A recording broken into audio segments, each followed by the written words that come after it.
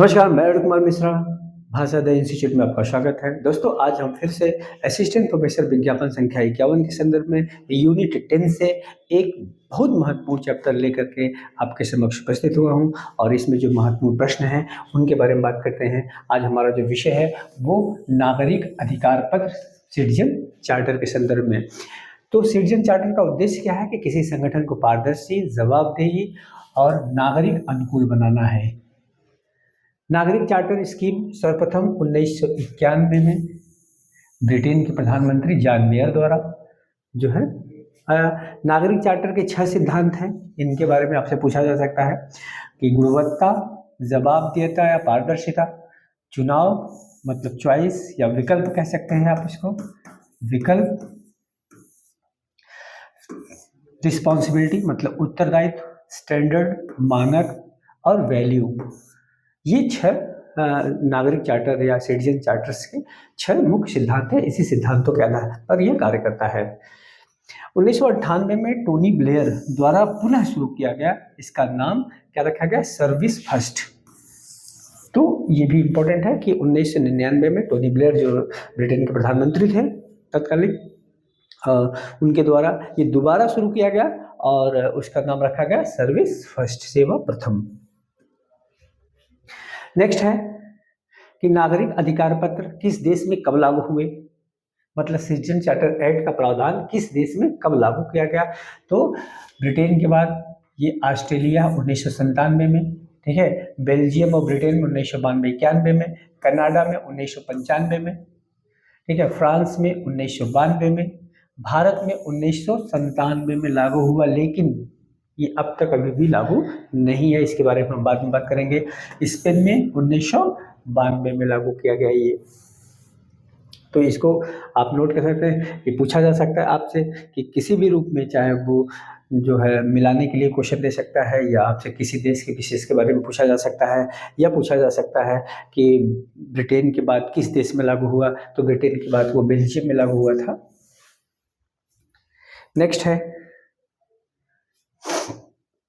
भारत में वर्ष 1996 में मुख्य सचिवों का सम्मेलन किया गया। उत्तरदायी प्रशासन के संदर्भ में मुख्य सचिव जो राज्य के होते हैं उनका एक सम्मेलन आयोजित किया गया, एक राष्ट्रीय संवाद प्रारंभ किया गया। 1997 में इंद्र कुमार गुजराल जब प्रधानमंत्री थे तो उनकी अध्यक्षता में प्रभावी उत्तरदायी शासन विषय पर मुख्यमंत्री का एक सम्मेलन आयोजित किया गया। तो ये सब पूछा जाता है, इसलिए मैंने लिखा है कि मुख्यमंत्रियों का सम्मेलन, प्रथम सम्मेलन कब हुआ है या मुख्य सचिवों का सम्मेलन कब हुआ है। तो ये सब आपसे पूछा गया है विभिन्न एग्जामों में। अगर आप IQ सॉल्व करते होंगे तो आपने देखा होगा कि ऐसे बहुत से क्वेश्चन बनते हैं, तो इसलिए हमने अपने लेक्चर में इसको शामिल किया है। भारत में सिटीजन चार्टर एक्ट के विकास में उपभोक्ता समन्वय समिति की महत्वपूर्ण भूमिका रही है। तो आप जैसे 47 का आप अगर पेपर देखते हैं तो उसमें ये क्वेश्चन जरूर मिल जाएंगे। द्वितीय प्रशासनिक सुधार आयोग में कहा कि यह एक ऐसा दस्तावेज है जिसका उद्देश्य किसी भी संगठन को पारदर्शी, जवाबदेह व नागरिक के अनुकूल बनाना है। तो ये द्वितीय प्रशासनिक सुधार आयोग द्वारा कहा गया था, वीरप्पा मोइली द्वारा। नेक्स्ट है, 1997 में योजना भारत में लागू की गई। वर्ष 2007 में नागरिक चार्टर की स्वतंत्र समीक्षा के लिए जो है बंगलुरु में पब्लिक अफेयर्स सेंटर बंगलुरु में द्वारा आयोजित की गई। इसके परिणाम Indian citizen charter a decade of जो है एक्सपीरियंस नामक रिपोर्ट प्रकाशित किए गए। 2011 में सिटीजन चार्टर बिल मनमोहन सरकार द्वारा लाया गया। इसका नाम रखा गया माल व सेवाओं के समयबद्ध वितरण और शिकायत निवारण विधेयक 2011। तो आपसे ये विधेयक पूछा जा सकता है कि मनमोहन सरकार में जो सिटीजन चार्टर के लिए विधेयक लाया गया था उसका क्या नाम है। तो उसके संदर्भ में इस विधेयक में लोकपाल शिकायत निवारण आयोग के गठन की सिफारिश की गई थी। भारत में सिटीजन चार्टर सर्वप्रथम मध्य प्रदेश में लागू किया गया।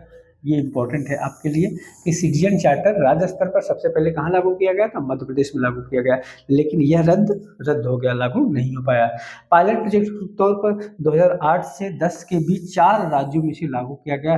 तो प्रथम राज्य हिमाचल प्रदेश, फिर कर्नाटक, फिर मध्य प्रदेश, फिर उड़ीसा। तो आपसे पूछा जा सकता है कि पायलट प्रोजेक्ट रूप में पहली बार जो है सिटीजन चार्टर कहाँ लाया गया था, हिमाचल प्रदेश है, फिर कर्नाटक है, फिर मध्य प्रदेश है, फिर उड़ीसा है।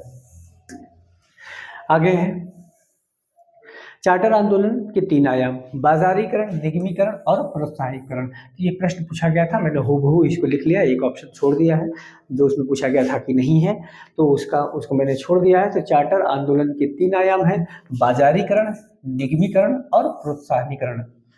द्वितीय प्रशासनिक सुधार आयोग की सिफारिश में 4th रिपोर्ट में शासन में नैतिकता, ये भी तो आपसे पूछा जाता है कि जैसे 15 रिपोर्ट है द्वितीय प्रशासनिक सुधार आयोग को, पहला आरटीआई से संबंधित है, तो ऐसे ही चौथी रिपोर्ट जो है वो शासन में नैतिकता से संबंधित है।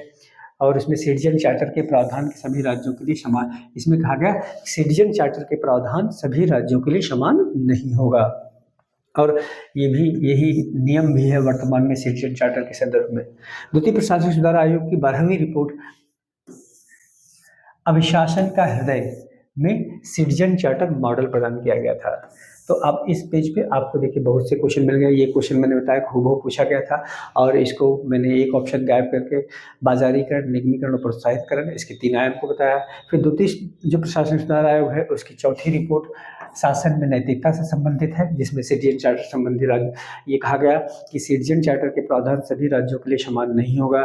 फिर द्वितीय प्रशासनिक सुधार आयोग की 12वीं रिपोर्ट अभिशासन का हृदय जो है इससे संबंधित है। तो ये रहा सिटीजन चार्टर के संदर्भ में यूनिट 10 का जो महत्वपूर्ण क्वेश्चन है उसके संदर्भ में। और ऐसे ही नेक्स्ट जो पोर्शन होंगे इस संदर्भ में उसको लेकर के मैं आपको अगले वीडियो में मिलता हूँ। तब तक के लिए धन्यवाद।